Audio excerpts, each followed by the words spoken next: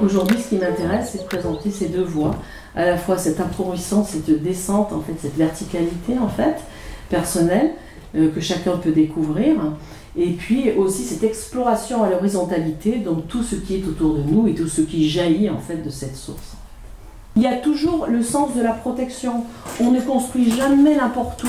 On veille toujours à ce qu'on soit en protection des éléments forts de la région. Donc il y a une forte observation de la nature et il y a un respect aussi de la nature. Il y a un respect, une adaptation de l'environnement. Je ne suis pas en train de dominer, de mater l'environnement. Je suis au contraire en fluidité, en adaptation permanente avec mon environnement. Et le vent qui s'élève. Ici, j'ai mes chaises qui sont un peu plus bas mon tir. Et devant, c'est dégagé. Et surtout, j'ai le contrôle de la porte. Parce que je ne peux pas travailler tranquillement quand je vais être surpris. On va surgir et m'interrompre à tout moment. Vous voyez, c'est du bon sens. Hein, c'est-à-dire que c'est pareil pour la chambre à coucher. On va toujours avoir la présence de ces 5 animaux symboliques. Moi, je suis l'empereur quand je suis dans mon lit, bien sûr. Et puis, toujours face à moi, la commande de la porte d'entrée. Et puis, la présence des animaux. Plus ou moins. Hein. Mais par exemple, si on ne peut pas changer vraiment le bureau, eh bien on va mettre un poster, on va recréer cette perspective. On a toujours des possibilités. Donc si vous êtes face au mur, tout le temps collé au mur, mettez-vous un très beau poster d'un paysage ouvert. Et vous recréerez à ce moment-là votre animal symbolique qui est le phénix. Vous voyez ?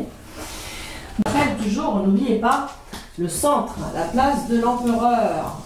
Donc cet espace-là, le centre de la maison, on va l'observer particulièrement parce que c'est le nombril. C'est le nombril. L'énergie arrive dans la maison, elle arrive par le centre de la maison. Elle descend du ciel et elle remonte aussi de la terre. Et l'homme, il est cet équilibre entre le haut et le bas, entre les énergies terrestres et les énergies célestes. Donc on va symboliquement recevoir et voir comment va circuler le chi en fait dans cette habitation.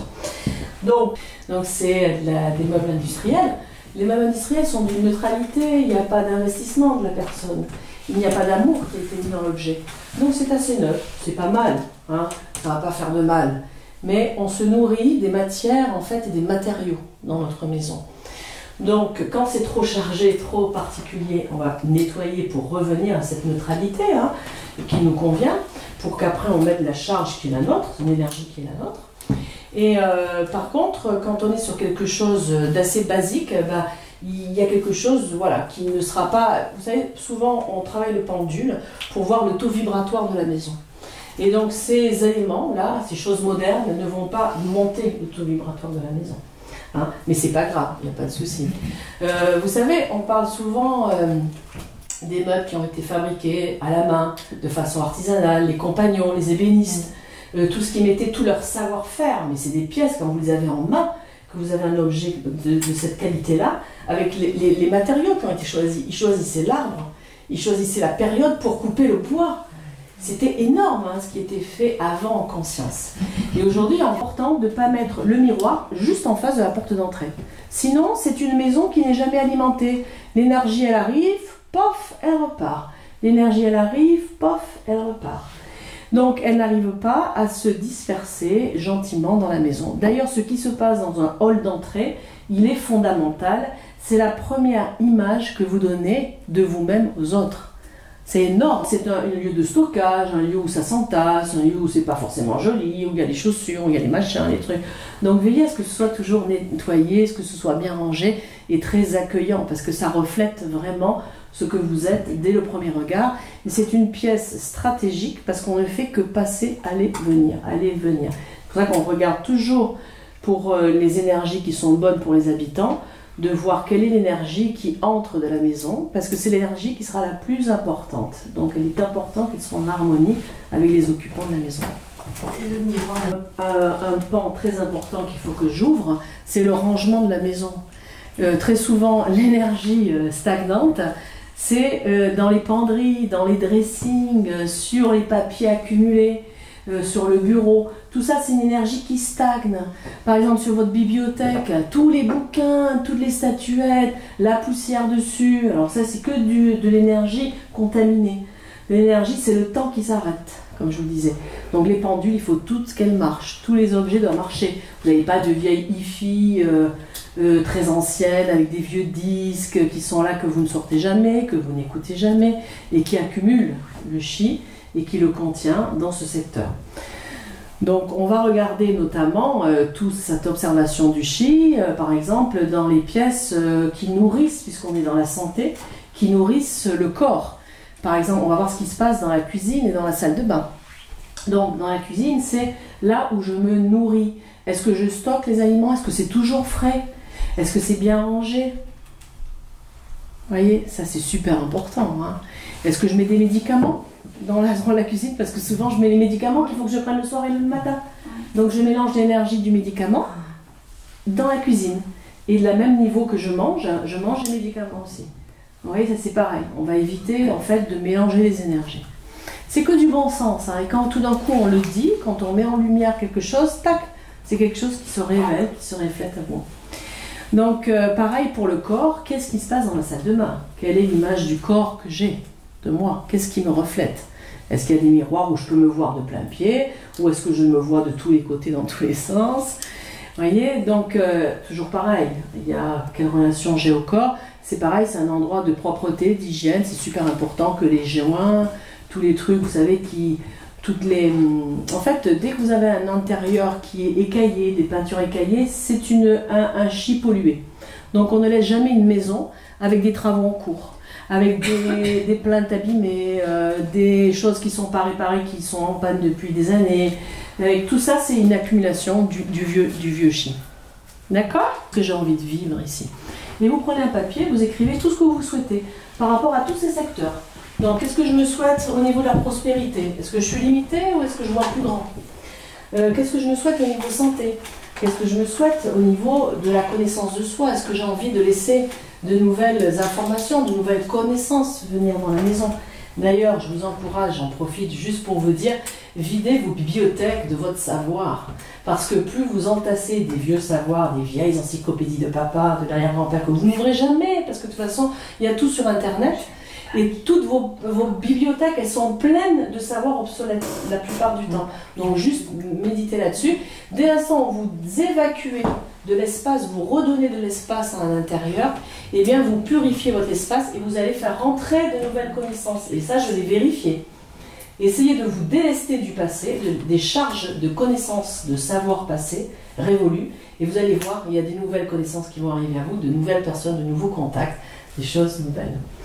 Donc la joie, quoi. Surtout quand il y a eu des périodes de disputes, des périodes de violence, des périodes de transition. Donc on va faire purification quand on s'est séparé, quand on a eu de la rupture, quand on est dans un changement de cycle de saison. À chaque changement, à chaque mutation, pour amener du neuf et pour rénover, rafraîchir l'énergie, on fait une purification. Et on prend le temps de se poser, qu'est-ce que j'ai envie dans cette maison, quoi. On allège les murs, on allège tout ce dont on ne se sert plus. On passe au crible chaque objet.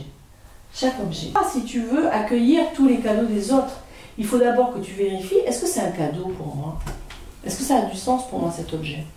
Et ça, vraiment, interrogez-vous, on a le chic de prendre des trucs qui ne nous plaisent pas en fin de compte. On le regarde, on dit, ben oui, ça c'est pas du tout pour moi, c'est pour quelqu'un d'autre. Donc peut-être vous redonnez le cadeau à quelqu'un d'autre, hein, vous recyclez. Il y a des choses que vous pouvez assumer, qu'elles n'ont pas la place chez vous. Notamment, on n'a pas porté un vêtement depuis 1 an, 2 ans, on le donne. On ne le garde pas, c'est une vieille énergie du passé. On sait ce que c'est, on l'entend souvent. Délestez-vous des énergies du passé. Donc,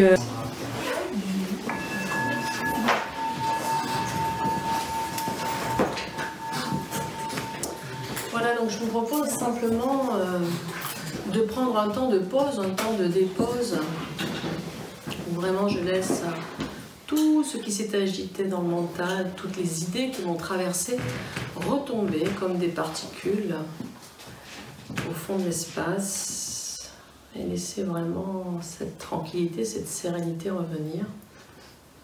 Où vraiment on ne cherche plus à analyser, on ne cherche plus à commenter, on ne cherche plus à comparer, mais juste revenir à cette ouverture qu'on souhaite en soi et pour la maison. Et je vous propose simplement, comme on a ouvert cette conférence, je vous propose de clôturer comme une offrande en fait, et de visualiser ce que vous avez envie d'offrir dans votre maison, à votre intérieur, qui est aussi votre intérieur. Donc prenez le temps simplement de visualiser toute la lumière, toute la beauté, toute la sérénité peut-être, et toute la joie que vous pouvez souhaiter pour votre intérieur. Et visualisez que vraiment toute cette intention, toute cette offrande se disperse comme le chi, comme un ruban qui vient se disperser dans la maison et prendre sa place tranquillement dans tous les espaces.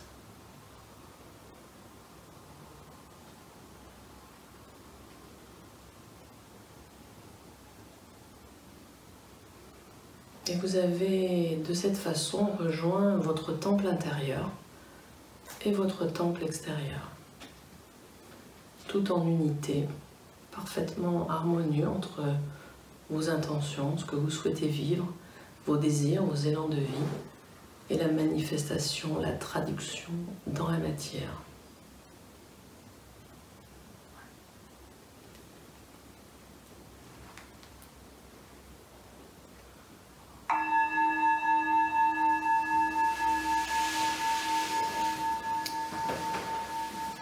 Voilà, je vous remercie beaucoup pour votre disponibilité à l'écoute.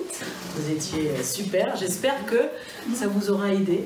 Hein, et s'il y a d'autres occasions de débattre, je reviendrai avec plaisir. Merci Pitana de m'avoir invité. Merci à vous. Et bonne exploration dans la maison. Surtout.